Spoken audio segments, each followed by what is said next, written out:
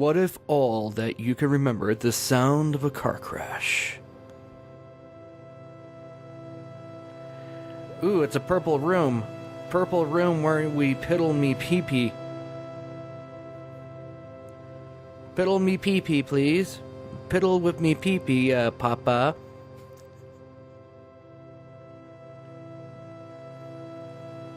No idea where you are or even who you are. Great, another amnesia story. That's fantastic. Grandfather clock.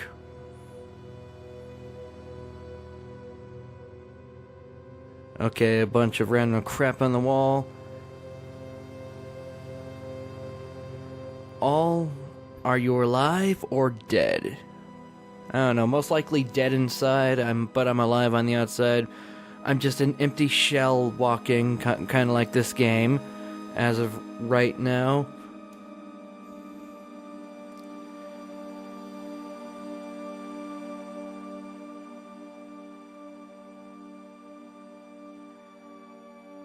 Okay, so there's a whole lot of nothing in this trailer so far. And I did not do my usual intro, mostly because I wanted to go ahead and have a bit of a poor ass joke in my commentary over this. Whose house are you in? I'm in the house with a purple room where we go in there to go ahead and piddle me PeePee because Papa wants to piddle me PeePee.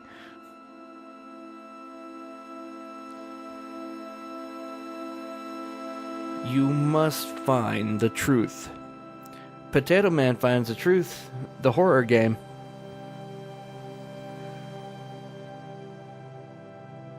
Right. A whole bunch of words on the wall. Did that just say Robin Hood? I don't know. I didn't catch it. Oh well, whatever. I hope you are ready for what lies ahead. I hope you're ready for what lies ahead. Okay, quite honestly, this trailer is pretty well put together, and it gives us every way, shape, and form to, I don't know, draw our own conclusions on what this game is going to be. But let's go ahead and have the little anecdote at the end, where I just go ahead and give you suggestions later. And now what's usually par for the course is the description and the reading of it, because that's what usually these videos entail if you watch the other ones. And I doubt anyone will ever go ahead and do so. Okay, anyhow, let's just read it. You are trapped in a mansion, or so it seems. You have no idea who you are or how you got there. You'll come across rooms and areas with a riddle written on part of the wall that you must solve. In some cases, it will be a roomed area to explore.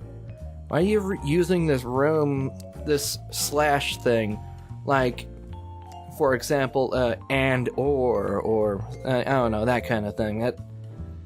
That's kind of losing me just a little bit in your description, but hey, that's just a minor little nitpick. Take that with a pinch of salt. Not knowing who wrote them, or even if you should trust whoever writes them. You are left with no choice but to solve the riddles. As far as you can tell, that they are only hints helping you to escape. I added that to escape part because that made more grammatical sense to me. I'm not knocking you for that. You must escape and find out the truth about who you are and what happened. Okay, so this paragraph basically says, it's one of those amnesia horror games. You don't know who the hell you are or whatever. Yeah, I think the general public who play these games, well, the niche general public who play horror games and are fans of them, are really tired of this cliche.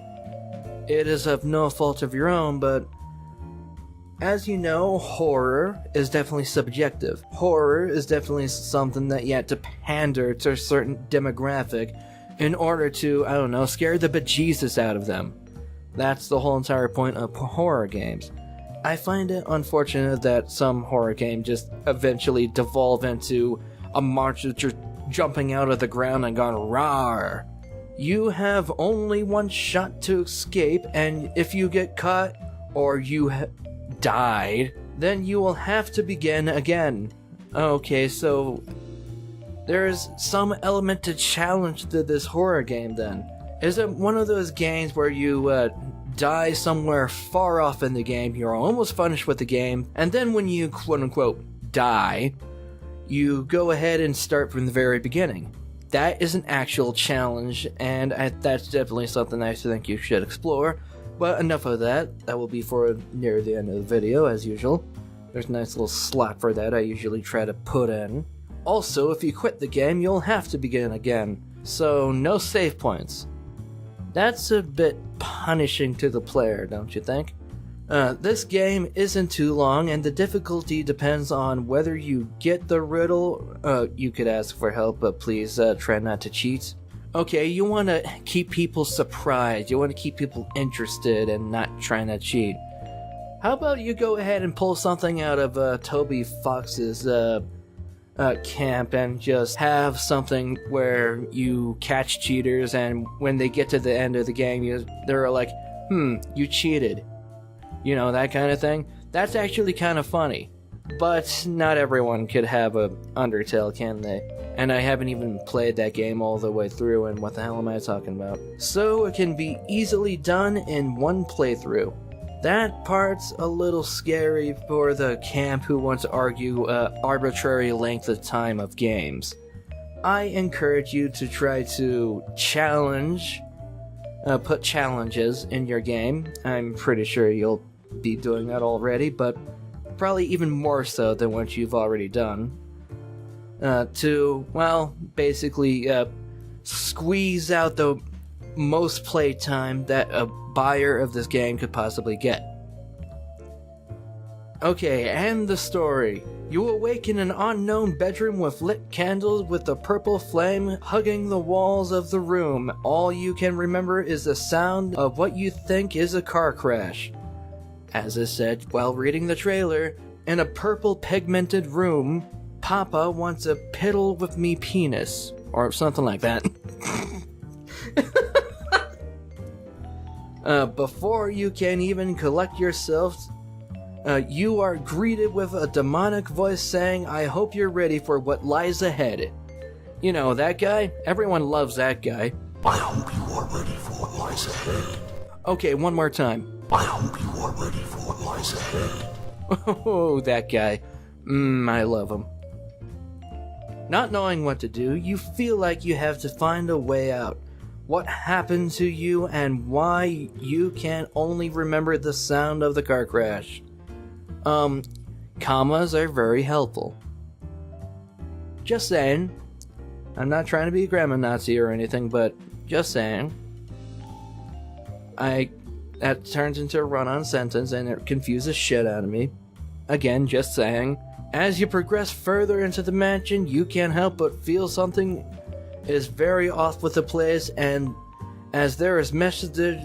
okay, this is basically just the same as the description that you had above, and it's not really varying, and you're just kind of regurgitating what you already said, what the trailer have already said. So let's just go ahead and move on to reading the comments, because there's some pretty interesting ones so far. Okay, oh god, one of these butchering of the spelling you. You are joking with this. Go to concept section with this game and come back later. From me, no. Yeah. He is sort of right. However, I will go ahead and say that he's mostly wrong, simply because you're not showcasing a demo. You're not trying to shoehorn a demo as a game to, I don't know, advertise for one. Number two, you're not trying to sell your demo, or a demo, I should say, in order to fund a different game. And 3, it looks like a game. It looks like something that a lot of people, well, mostly the niche crowd of people who watch YouTubers and also YouTubers themselves will most likely play. Not saying that's a bad thing. It's just kind of a pandering towards that and the YouTube fodder games that we see constantly go through Greenlight, hoping people would, I don't know, pick them up and play them in order to increase sales. I'm not accusing you of that at all. I'm pretty sure that's not your intentions, but whatever. That's just a nice small spiel about that. Okay, someone is just saying, okay, I'm ignoring that one. Asian text. I think that is Japanese or Mandarin. I don't know. Okay, and then you, the dev themselves, or should I say the dev themselves, because I'm more or less trying to have my audience be both the dev and whoever watches this video, honestly. I mean, come on, have you seen my subscriber count lately? It's bearing. It's sad. Well, anyway, here's what the author has to say, even though it's a little too early for them to thank people for their feedback. But hey, let's just go ahead and read it anyway, because it'll probably just say some of the same things that a lot of other devs on Steam Greenlight say. Hey everyone, thank you for the feedback. All feedback is good feedback. I'm not necessarily sure about that. The guy telling you to go fuck yourself is not good feedback. I have taken what you said to heart. I will be putting this game on itch.io soon. Okay. Big thanks to directing me there. Plus, I also changed the flashlight, and the changes are demonstrated at the last screenshots. Also, I will leave the game on Greenlight as I will be updating and rebuilding this game in the future. Hey, good on you. If you want to go ahead and continue to pamper your baby, so to speak, please don't take that out of context in any form. What I mean by that is continuing to take care of your labor of love, as so far that's what it is commendable. I'm going to have to say that, yes, go for it. Go for it. Continue working on this game, because if you have some kind of interesting narrative to back this game and try to avoid all the other horror cliches that we've seen over the past few years, then yes, I will most certainly would like to, I don't know, purchase this game. I don't know. I may not. It really depends. I keep on saying I'm gonna do stuff, but it never really happens. Simply because of time and what I have to do in real life. Yeah, that's great. These comments are actually pretty interesting, I have to be honest. And some of them are pretty lengthy, so I'm just going to go ahead and lead them up on the screen for everyone to read. Feel free to pause at a very long one. Like, tell joy. Okay. Sorry, but Greenlight is not for your first game. I don't know. Is this your first game? In my opinion, if it's your first game and you actually have a solid attempt at putting up a game, quite like you have, that you definitely do have a chance. But just as long as you don't really point it out like other devs, that's kind of weird to say. I mean that the flashlight works in an outright impossible way. Get yourself a real flashlight, go into a dark room at night, and turn on the... Okay, I know where this flashlight trope was coming from. It's basically coming from Jem Sterling. He's basically his complaint about horror games is flashlights have too short of a battery life in horror games. I honestly don't care either way, mostly because I don't play horror games. I'm kind of indifferent on them. I may have Amnesia in my library, but I have never really played but an hour of it for a cheap Let's Play in order to garner viewership. Okay, and now to go ahead and give you some suggestions. What hasn't been said already? Well, first off, let's just go ahead and have a nice little review of what my thoughts are about your game. Okay, the amnesia part is something that I kinda don't like because so many horror games have been there, done that, and milked it to death. To the point where the cliche tits are basically shriveled up raisins, if you know what I mean by that. And I have that's a pretty disgusting analogy if you have to admit that. But it doesn't make it at all disproven or not true. You have to admit that there's a lot of games that have basically done pretty much the same of what you've done with the amnesia bit of it. I could totally understand if you try to make the main character protagonist or whatever you want to call him or her remember certain details about their life, what family members look like, but they just can't remember what their name is or whatever else. That to me would be very interesting and could cause some narrative and some pretty interesting narrative in fact, and that would actually make a pretty good story. I invite you to go ahead and explore that, because when it comes to horror games, you don't necessarily have to storytell, but when it comes to me, when I want to be engaged in something, I like storytelling. I definitely do. If there's a creepy story or backstory to the antagonist, protagonist, or any other characters in the game, that makes it interesting to me. And that's when I want to get the game, but again, nothing really happens. But that's just me. And also the aesthetics of the game when it comes to the penguin.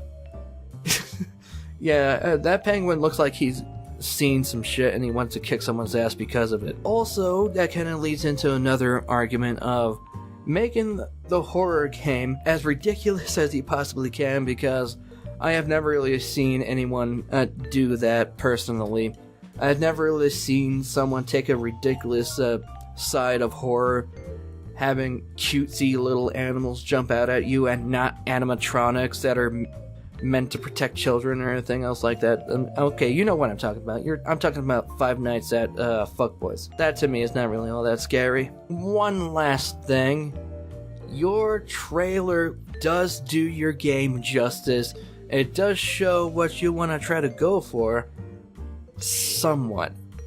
I would like to see your trailer leave a little bit more meat on the bones for us to see what your game is actually like, instead of leaving us question everything about your game when it comes to your trailer. Because when I start to wonder about something, eventually I'll just give up and, well, pack up, go home. Okay, let me go ahead and end this video now, because this game does look okay, but the commenters are not really all that jived about it, or excited, I should say. But for me, I encourage you, hey, keep on doing it. You're doing a fantastic job. And now, to end this video, I'll go ahead and use my usual disclaimer. Just because the name of my video series of Steam Greenlight games is called Greenshite, as take out the E, green shit, doesn't mean I actually think that your game is shit. And in the particular instance of your game, I'm on the fence about it. I don't know.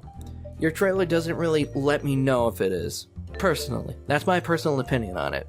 So anyway, with that being said, please like, favorite, comment, subscribe at your own discretion, and I will see you in the next episode of Greenshite. And please, for the love of God, shut up and stay happy, and I hope to God that something new on this channel will now happen. Hopefully right after this video. Okay, bye.